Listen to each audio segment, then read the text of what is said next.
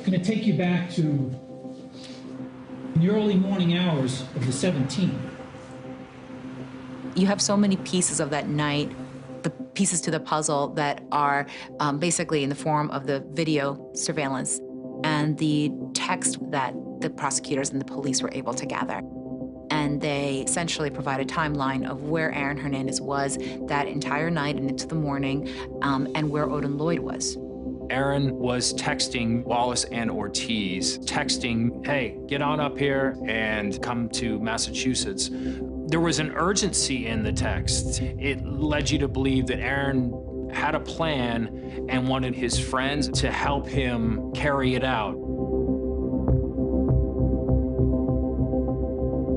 At a gas station outside of Boston, you see Hernandez with Ernest Wallace and Carlos Ortiz. And you see Hernandez with what appeared to be really strange behavior.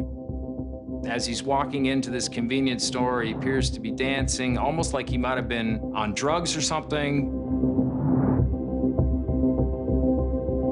We have video where he stopped at a gas station, going in to buy some Bubblicious gum. We got video from the street that Odin Lloyd lived on. We saw Aaron Hernandez pull up in a car and pick up Odin Lloyd. There was actually a homeowner up there whose car had been broken into a couple of times, so he had outdoor surveillance that happened to be right where Odin Lloyd got into the back seat of the car Aaron Hernandez was driving.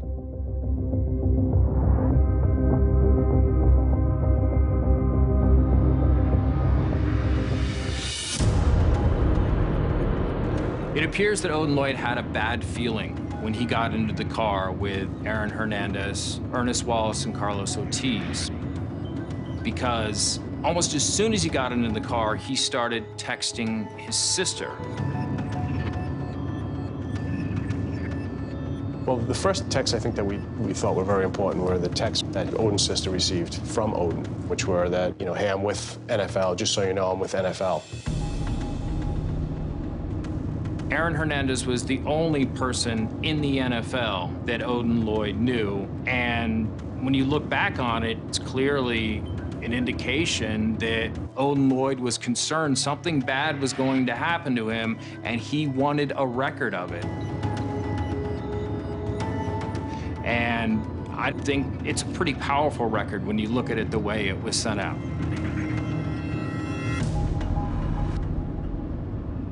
And that was right around 3 o'clock. And then they head to North Attleboro to this industrial park. It was in an industrial park, so a lot of these buildings had surveillance. We were lucky in that sense.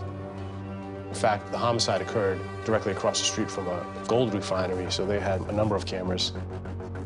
And we were able to see the car pull in and the car pull out.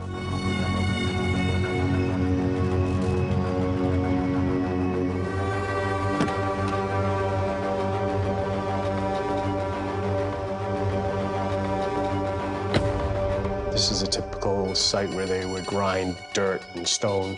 It's just an open field.